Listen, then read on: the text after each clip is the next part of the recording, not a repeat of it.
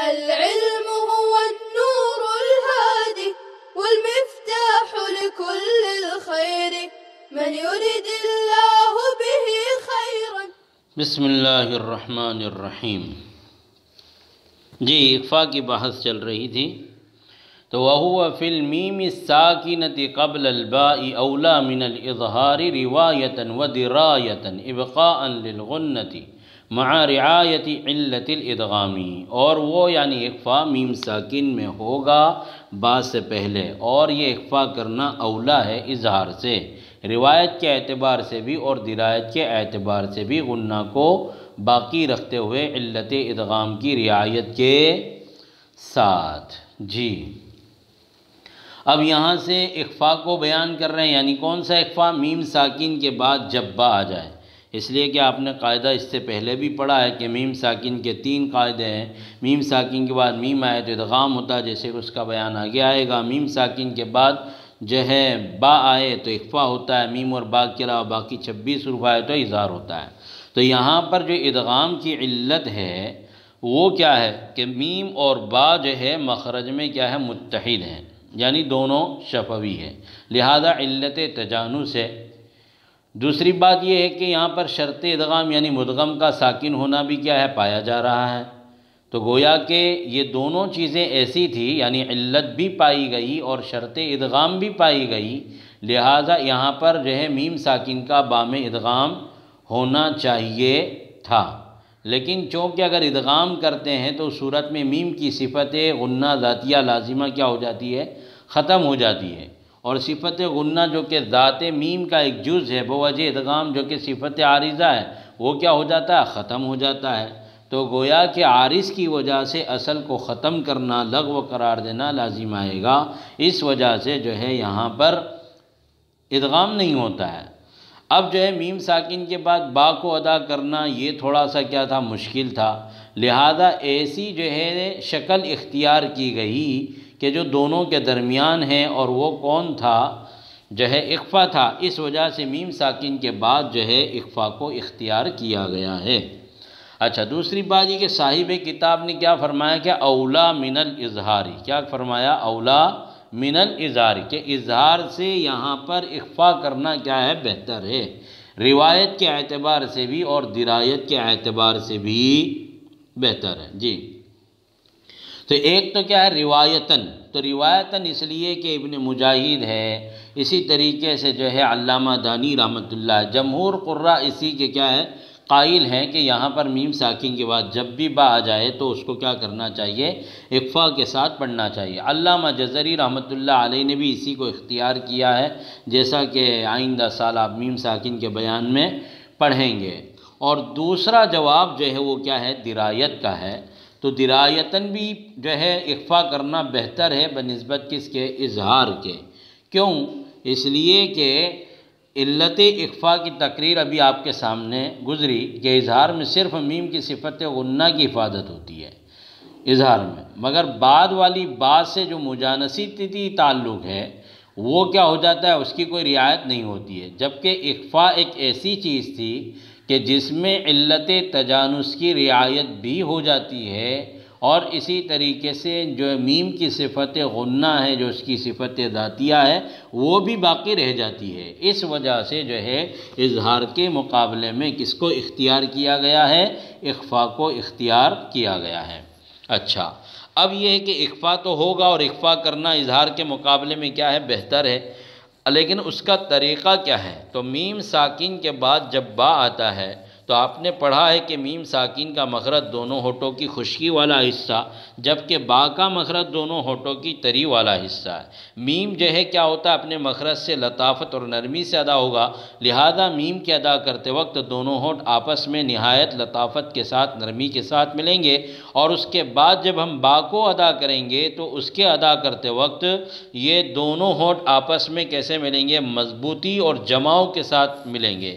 اس لیے کہ با کے اندر صفت شدت بھی ہے، اجید قتم بکت، لہذا با شدت سے ادا ہوگا۔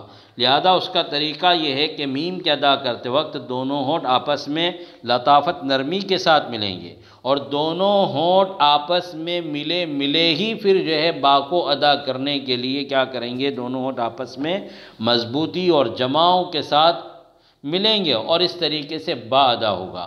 یعنی ایسا نہیں کہ آپ پہلے میم کو ادا کریں گے پھر اس کی دونوں ہونٹوں کو جدا کر دیں، اور اس کے بعد پھر با کو جو ہے ادا کرنے کے لیے دوبارہ پھر آپ اپنے دونوں ہونٹوں کو آپس میں ملائیں، تو یہ طریقہ صحیح نہیں ہے، بلکہ میم کے ادا کرنے کے لیے آپ نے جو ہونٹوں کو ملایا ہے تو ان کو جدا کرنے سے پہلے ہی آپ کیا کریں گے، با کو بھی ادا کریں گے۔ تو یہ طریقہ ہے اخفائے شفوی کو ادا کرنے کا، یعنی میم ساکن کے بعد جب با آ جائے تو اس کے اخفاء کا یہ طریقہ ہے۔ جی، اس کے بعد صاحب کتاب کیا فرما رہے ہیں کہ وَفِي النُّونِ السَّاكِنَةِ وَالتَّنْوِينِ، اور نون ساکن اور تنوین میں اخفاء ہوگا جبکہ ان دونوں میں سے کسی ایک کے بعد حروف حلقیہ اور یرملون کے علاوہ کوئی حرف آئے، اور اگر با آ جائے تو بھی جو ہے روایت کی وجہ سے اخفاء ہوگا۔ جی، یعنی نون ساکن یا تنوین کے بعد جب 15 حروف آ جائیں جن کا مجموعہ جو ہے ستجزا صدق فسق ض شدین ہے، یعنی سین تا جیم زا صاد دال قاف فا ثا کاف ضاد طا ظا شین اور ذال، اس طریقے سے یہ 15 حروف میں سے کوئی بھی حرف آ جائے تو نون ساکن یا تنوین کا کیا ہوگا، اخفاء مع الغنہ ہوگا۔ کیا ہوگا؟ اخفاء مع الغنہ ہوگا۔ اچھا، آپ نے دیکھا کہ صاحب کتاب نے کیا کہا کہ غیر حلقی ہو، یرملون کے علاوہ ہو، سمجھے؟ تو 6 حروف حلقیہ ہے، 6 حروف یرملون ہے، 12 نکل گئے، تو کل حروف 29 میں سے جب 12 نکل جائیں گے تو 17 بچیں گے، اور با آ جائے تو کیا ہوتا ہے، قلب ہوتا ہے، اب 16 بچیں گے، تو اب میم ساکن کے بعد الف آتا نہیں ہے، اس وجہ سے جو ہے 15 حروف کے آنے پر نون ساکن یا تنوین کا کیا ہوگا، اخفاء ہوگا۔ اچھا، اخفاء کے بارے میں ابھی آپ کو بتایا تھا کہ اخفاء باعتبار تلفظ کے بھی اور باعتبار علت کے بھی اظہار اور ادغام کی درمیانی کیفیت کا نام ہے۔ تو جن حرفوں میں نون ساکن یا تنوین میں اور بعد میں آنے والے حروف جو ہے اخفاء میں جو قرب ہوگا تو وہ حرف اتنا ہی کیا ہوگا، ادغام سے قریب ہوگا، یعنی اخفاء اعلیٰ درجے کا ہوگا، اور اگر زیادہ ہوگا تو اس صورت میں اس میں جو ہے اخفاء بھی کم درجے کا ہوگا۔ تو نون ساکن اور تنوین کا اخفاء 15 حروف میں ہوتا ہے، اور علت اخفاء کیا ہے، کچھ قرب اور بعد۔ اگر قرب غالب ہے تو اخفاء اعلیٰ درجے کا ہوگا، اور اگر بعد غالب ہے تو اس صورت میں اخفاء کیا ہوگا، کم درجے کا ہوگا۔ لہذا جب نون ساکن یا تنوین کے بعد طا اور دال اور تا آ جاویں تو اس صورت میں جو ہے اخفاء اعلیٰ درجے کا ہوگا، اس کے بعد قاف اور کاف میں ہوگا، اور اس کے بعد جو ہے بقیہ حروف میں اخفاء ہوگا۔ تو اس طریقے سے جو ہے اخفاء کی یہ کیا ہے، مراتب ہیں۔ جی، اچھا، اس کے بعد کیا کہا کہ نون ساکن یا تنوین کے بعد جب با آ جائے تو کیا ہوتا ہے، اخفاء ہوگا، یعنی اس کو اخفاء بھی کہہ سکتے ہیں، لیکن اصطلاحاً اس کو کیا کہا جاتا ہے، اقلاب یا قلب کہا جاتا ہے۔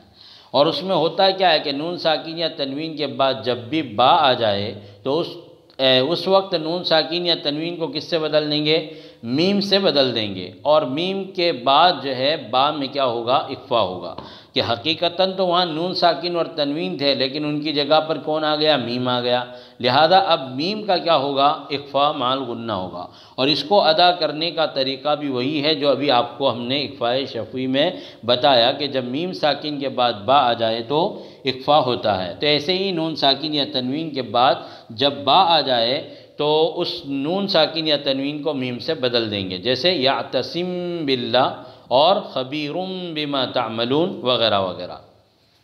جی، اب یہاں پر جو ہے دیکھو قلب کے لغوی معنی آتے ہیں بدلنے کے، اور اسی طریقے سے اقلاب کے معنی آتے ہیں بدل دینا۔ تو قلب کو قلب یعنی انسان کے دل کو کیا کہا جاتا ہے، عربی میں قلب کہا جاتا ہے، اور قلب کو قلب کیوں کہتے ہیں، اس لیے کہ وہ بھی کیا کرتا ہے، ارادے بدلتے رہتا ہے، کبھی سوچتا ہے کہ رمضان میں تراویح پڑھانے فلانی جگہ جاؤں کہ فلانی جگہ جاؤں، وہاں سے بھی فون آ رہے ہیں، وہاں سے بھی فون آ رہے ہیں۔ کبھی سوچتا ہے کہ رمضان کی چھٹیاں اپنے وطن میں گزاروں یا جہاں تراویح پڑھاتا ہوں وہاں گزاروں، یا جو ہے یا تو اس طریقے سے آدمی ارادے بدلتے رہتا ہے۔ اسی لیے تو شاعر نے بڑی بہترین عکاسی کی ہے دل کی، کہ شاعر نے کہا ہے کہ ارادے روز بنتے ہیں مگر بن کر ٹوٹ جاتے ہیں، ارادے روز بنتے ہیں مگر بن کر ٹوٹ جاتے ہیں، اجمیر وہی جاتے ہیں جنہیں خواجہ بلاتے ہیں۔ جی، تو قلب کیا ہے؟ بدلتے رہتا ہے، لیکن اس لیے کہ حدیث میں آتا ہے، اللہ کے نبی علیہ السلام نے فرمایا کہ القلب بین اصبعی الرحمن، کہ انسان کا جو دل ہوتا ہے وہ اللہ کی 2 انگلیوں کے درمیان ہوتا ہے، فَيُقَلِّبُهُ كَيْفَ يَشَاءُ فَيُصَرِّفُهُ كَيْفَ يَشَاءُ، تو اللہ تبارک و تعالیٰ جس طرف اس کو پھیرنا چاہے اللہ تبارک و تعالیٰ اس کو پھیر دیتے ہیں۔ کبھی اسی لیے کسی جو ہے اللہ والے سے پوچھا گیا کہ آپ نے اپنے جو ہے پروردگار کو کیسے پہچانا، کیف عرفت ربک، تو انہوں نے جواب دیا کہ عرفت ربی بفسخ العزائم، میں نے اپنے رب کو اپنے عزائم اور ارادوں کو فسخ کر کے پہچانا، کہ میں ارادہ کرتا ہوں کہ آئندہ یہ کروں گا، آئندہ ایسا کروں گا، آئندہ ایسا کروں گا، لیکن کبھی مجھے اس میں کامیابی ملتی ہے اور کبھی میں سوچتا ہوں، ارادہ کرتا ہوں، اس کے باوجود میں اس کو کر نہیں پاتا۔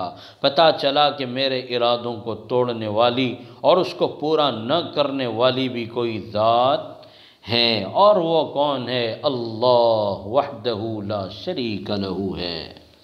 جی، تو انسان کا دل پلٹتے رہتا ہے، اسی لیے اس کو کیا کہتے ہیں؟ قلب۔ تو یہاں پر بھی اس قاعدے کا نام کیا ہے؟ قلب ہے۔ تو اگرچہ اس کو اخفا بھی کہا جا سکتا ہے، لیکن اصطلاحاً اس کو اخفا نہیں کہا جائے گا بلکہ قلب کہا جائے گا یا قلاب کہا جائے گا۔ نون ساکن یا تنوین کے بعد جب با آ جائے تو میم سے بدل کر اخفا مع الغنہ کے ساتھ اس کو ادا کرتے ہیں۔ جی، اب سوال یہ پیدا ہوتا ہے کہ نون ساکن یا تنوین کے بعد جب با آ جائے تو اس کو میم سے ہی کیوں بدلا جاتا ہے؟ اور بھی کوئی حرف تو ہے جس سے اس کو بدلا جا سکتا تھا، لیکن نون ہی کی ایسی کیا خصوصیت تھی کہ جس کو جو ہے کیا ہے کہ یہاں پر نون ساکن یا تنوین کو کس سے بدلا گیا؟ میم سے بدلا گیا ہے۔ تو صاحب نہایت القول المفید نے بڑا بہترین اور عمدہ اس کا جواب دیا ہے۔ وہ فرماتے ہیں کہ بھئی دیکھو، نون ساکین اور تنوین کے عقلاً جو ہے 4 طرح تلفظ ہوتے ہیں، ایک اظہار ہے، ادغام ہے، اخفا ہے، قلب ہے۔ تو اب یہاں پر اظہار مناسب نہیں تھا، ادغام بھی مناسب نہیں تھا، اور اس کے بعد جو ہے اب بچا کیا؟ اخفا یا قلب۔ تو اب اس صورت میں ہم ایسے حرف کو لائے کہ جو کون تھا؟ نون ساکین یا تنوین کے بعد میم، کہ جس سے بدلا گیا ہے اس کے ساتھ بھی اس کو مناسبت ہو، اور اس کے بعد جو حرف آ رہا ہے اس کے ساتھ بھی اس کو کیا ہو؟ مناسبت ہو۔ سمجھے کہ نہیں؟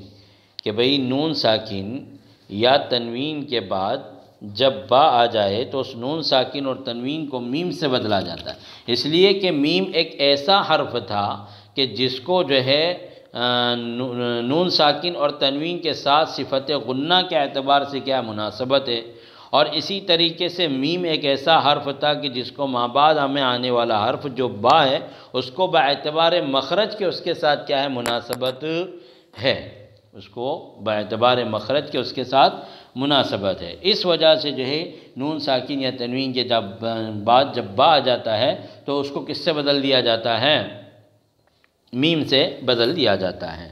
جی، اس کے بعد صاحب کتاب کہہ رہے کہ الا عوجا قیما، لیکن عوجا قیما میں اخفا نہیں ہوگا، حالانکہ قاعدہ پایا گیا نا کہ تنوین کے بعد اخفا کے جو 15 حروف ہے، سمجھے کہ نہیں، کہ ستجز صدق فثق ضطض شذن، ان 15 حروف میں سے قاف بھی ہے، اور تنوین کے بعد قاف واقع ہو رہا، لہذا یہاں پر اخفا ہونا چاہیے، لیکن سکتے کی وجہ سے امام حفص رحمۃ اللہ علیہ کے نزدیک یہاں پر اخفا نہیں ہوگا، بلکہ اب کیا ہوگا؟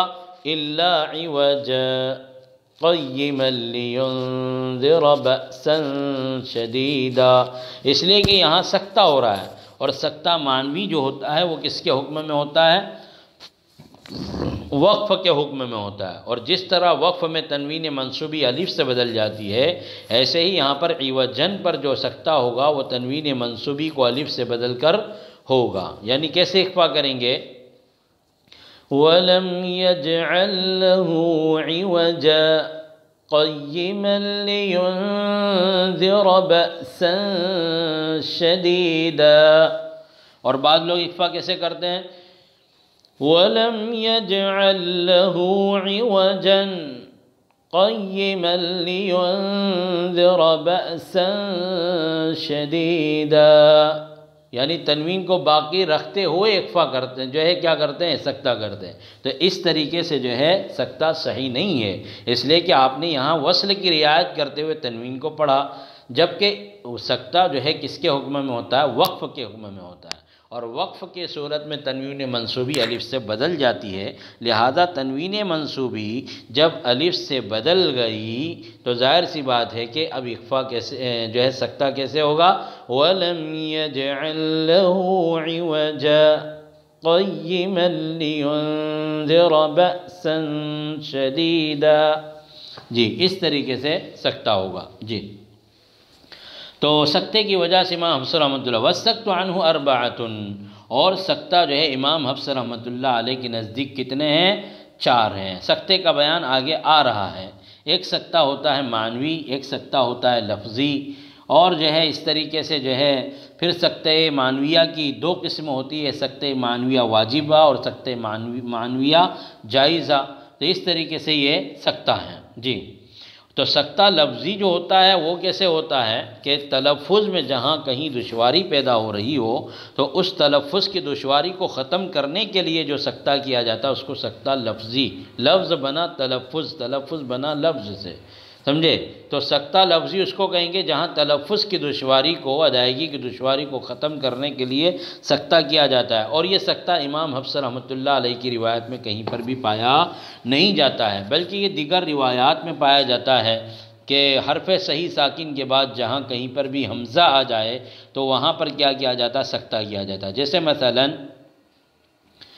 من ایام اخر، من ایام، تو نون ساکن کے بعد حمزہ آیا، ایامن تنوین کے بعد اخر کا حمزہ آیا، تو یہاں پر کیا کریں گے؟ سکتہ کریں گے، لیکن یہ سکتہ امام حفص رحمۃ اللہ علیہ کی روایت میں پورے قرآن میں کہیں پر بھی نہیں ہے، سکتہ لفظی پورے قرآن میں کہیں پر بھی نہیں۔ البتہ سکتہ لفظ معنوی جو ہے امام حفص رحمۃ اللہ علیہ کی روایت میں پایا جاتا ہے، اور قرآن میں کتنی جگہ پر؟ 4 جگہ ہے، اسی لیے صاحب کتاب کیا فرما رہے؟ وَالسَّكْتُ عَنْهُ أَرْبَعَةٌ، کہ سکتہ امام حفص رحمۃ اللہ علیہ کے نزدیک کتنی جگہ پر ہے؟ 4 جگہ پر، اور چوتھا سکتہ پر کہاں پر آیا ہے؟ مم مرقدینہ پر آیا۔ کہاں پر آیا ہے؟ مم مرقدینہ پر۔ جی یعنی یہ سکتہ مم مرقدینہ پر سورہ یاسین میں۔ جی اور ایک سکتہ معنوی ہوتا ہے، سکتہ معنوی یعنی معنی کی رعایت کرتے ہوئے جو سکتہ کیا جاتا ہے اس کو سکتہ معنوی کہا جاتا ہے، یعنی جہاں پر معنی کے اعتبار سے ایک کلمے کو دوسرے کلمے کے ساتھ اتصال اور وصل کی صورت میں معنی کے اعتبار سے جو ہے کوئی جو ہے کچھ فحش یا کچھ جو ہے معنوی جو ہے خرابی لازم آنے کا اندیشہ ہو تو اس صورت میں وہاں پر سکتہ کیا جاتا ہے، تاکہ جو ہے وہ معنی کے اعتبار سے اس کے اندر کوئی کمی واقع نہ ہو، معنی کے اعتبار سے وہ دونوں ایک دوسرے سے کیا ہو جائے؟ ممتاز ہو جائے، تو اس کو کیا بولیں گے؟ سکتہ معنوی، یعنی معنی کی رعایت سے جو سکتہ ہو اس کو کیا بولیں گے؟ سکتہ معنویہ بولیں گے۔ پھر سکتہ معنویہ کی کتنی قسمیں؟ 4 جو ہے 2 قسمیں، ایک سکتہ معنویہ واجبہ اور ایک سکتہ معنویہ کیا ہوتا ہے؟ جائزہ ہوتا ہے۔ جی تو سکتہ معنویہ واجبہ ہے، یعنی یہاں پر جو کہا گیا وجن قیمہ اور مم مرقدینہ، یہ سکتہ معنویہ کیا ہے بھائی؟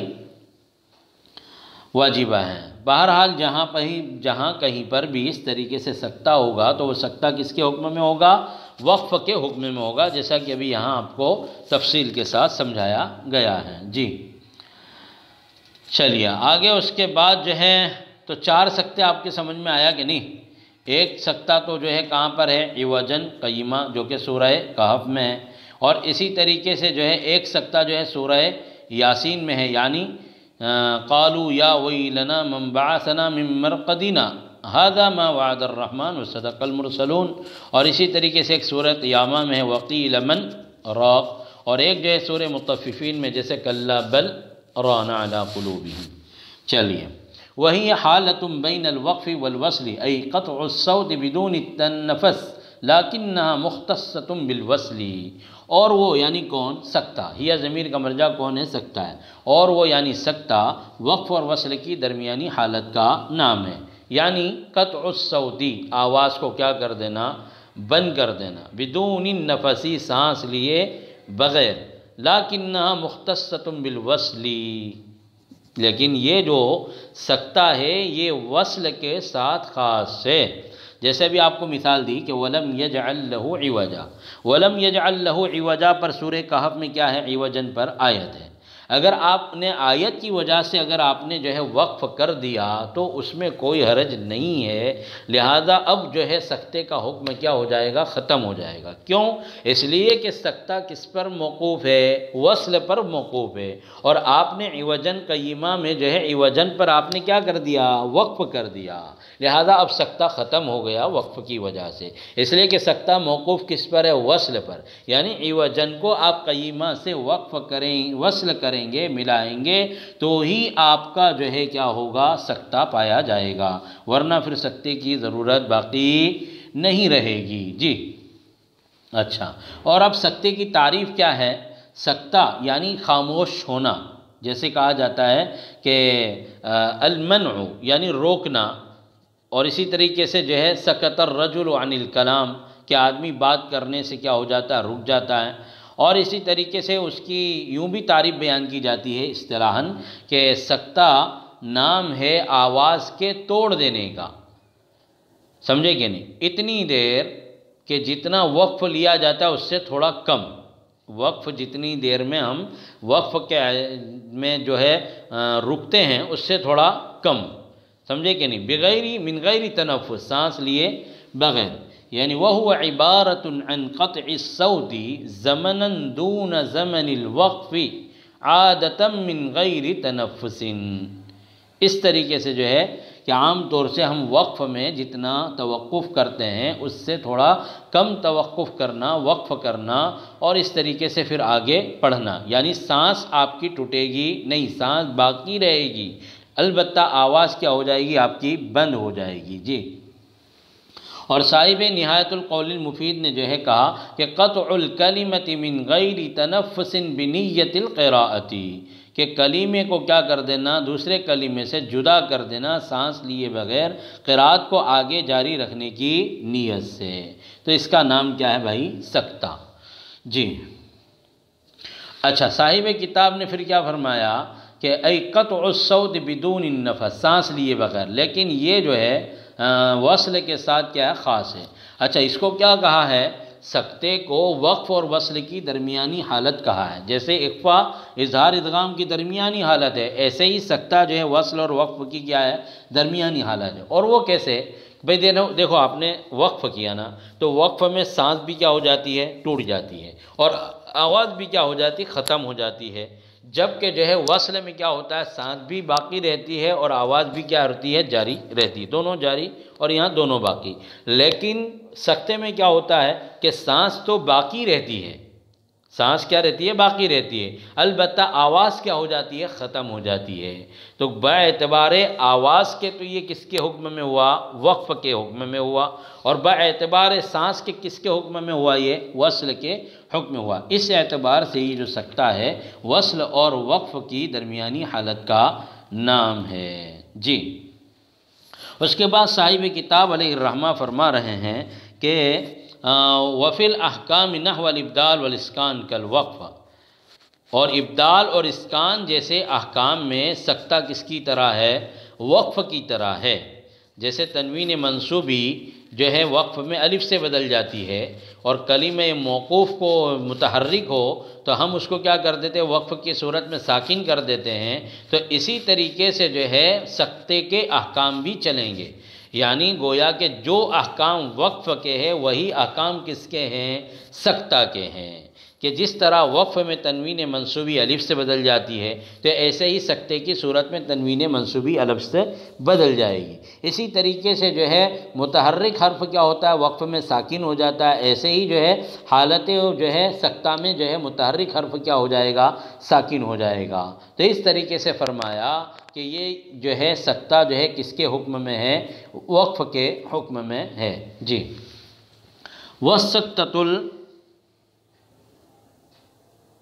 وَالسَّكْتَةُ الْغَيْرُ الْمَرْوِيَّةِ، یہاں سے اگلا سبق انشاءاللہ آئندہ شروع کریں گے۔ السلام علیکم ورحمۃ اللہ وبرکاتہ۔